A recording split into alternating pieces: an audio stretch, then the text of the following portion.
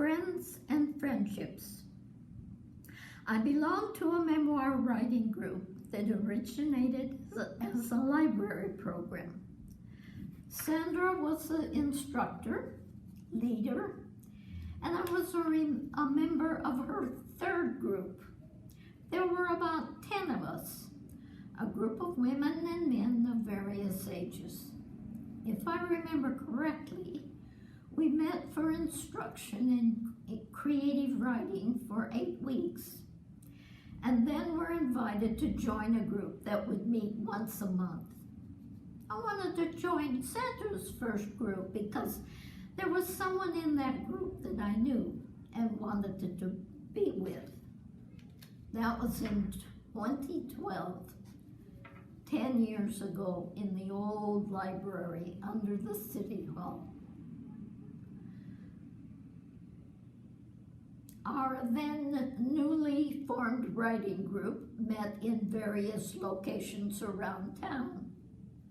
A room in the Powell River Museum, a room in the main floor of the complex, and after the library was moved to what had once been the Bay Department Store, we met in a small meeting room overlooking Alberni Street.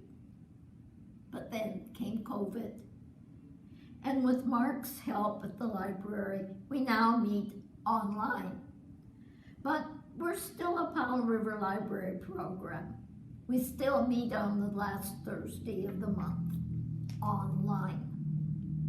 Originally, we met at 10 in the morning, and I always struggled to get up, get dressed, feed my husband, grab my coffee, and drive into town in the library to meet in the library. Most of the time, I arrived late. Somewhere along the way, we changed the meeting time. We now meet at 1 p.m., a much more sensible hour. Now, who are the people who wrote the stories, came to our meetings, and shared what they had written about their lives and their feelings? Who were these brave people?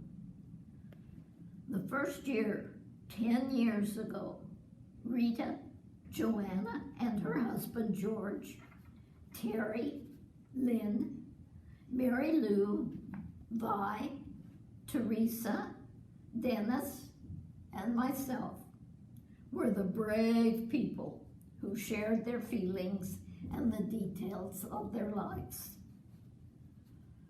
Write about friends and friendships.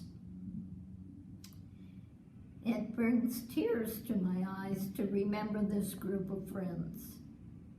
Mary Lou and Teresa have shared stories with us for 10 years. George died last year and Joanna doesn't take part now. Terry has written and published her book, maybe several books, and traveled east with her new partner and back to Powell River.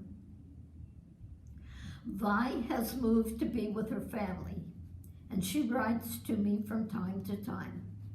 Vernon moved back east, New Brunswick, and Dennis died here some time ago. New people have joined this group from time to time. Just this week, Rita, Lynn, and myself composed and shared a new story with members of our group.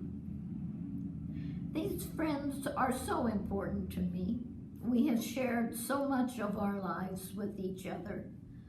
The confidence they have engendered to each one of us has enabled us to write our stories with skill and love.